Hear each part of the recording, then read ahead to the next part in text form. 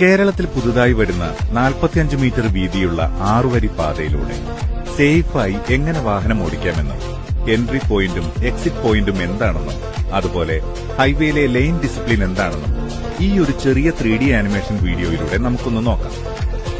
ഇതിലൊരു പ്രധാന വെല്ലുവിളിയായിരുന്നു merging point.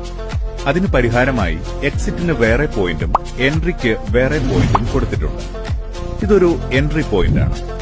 Service റോഡിൽ നിന്ന് ഇതേപോലെ ചെറിയൊരു ഗ്യാപ്പ് കൊടുത്തിട്ടുണ്ടാവും.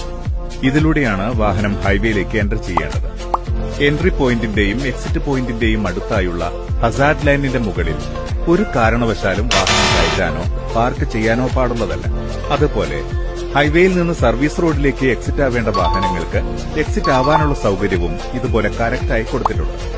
അതുപോലെ എക്സിറ്റ് ആവേണ്ട സ്ഥലത്തു നിന്ന് എൻട്രി ചെയ്യാൻ ശ്രമിച്ചാൽ ചിലപ്പോൾ ഫൈൻ കിട്ടിയേക്കും. അതുമാത്രമല്ല, അങ്ങനെ എൻട്രി ചെയ്യുമ്പോൾ ആക്സിഡന്റ് വല്ലതും പറ്റിയാൽ ഇൻഷുറൻസ് കിട്ടാതിരിക്കാനും സാധ്യതയുണ്ട്. സർവീസ് റോഡ് കൂടാതെ ഈ 6 വരി പാതയിൽ ഓരോ വശത്തേക്കും 3 വരി വീതമാണുള്ളത്. അതിലൊന്നാമത്തെ വരി, അതായത് ഇടതുവശത്തെ വരി, വേഗത കുറഞ്ഞ വാഹനങ്ങൾക്കും ഹെവി വാഹനങ്ങൾക്കും അനുവദിച്ചിട്ടുള്ളതാണ്. രണ്ടാമത്തെ വരി, ഒന്നാമത്തെ വരിയിൽ തന്റെ മുന്നിൽ ഓടുന്ന വാഹനത്തെ മറികടക്കാനും വേഗത കൂടുതൽ അനുവദിക്കപ്പെട്ട വാഹനങ്ങൾക്കും വേണ്ടിയുള്ളതാണ്. മൂന്നാമത്തെ വരി എന്ന് പറയുന്നത് രണ്ടാമത്തെ വരിയിൽ തന്റെ മുന്നിൽ ഓടുന്ന വാഹനങ്ങളെ മറികടക്കാനും എമർജൻസി വാഹനങ്ങൾക്കുമായി മാറ്റിവെച്ചതാണ്. ഏതെങ്കിലും സാഹചര്യത്തിൽ തന്റെ മുന്നിലെ വാഹനത്തെ മറികടന്നു കഴിഞ്ഞാൽ തനിക്ക് അനുവദിച്ച വരിയിലേക്ക് വാഹനം തിരിച്ചു വരേണ്ടതാണ്.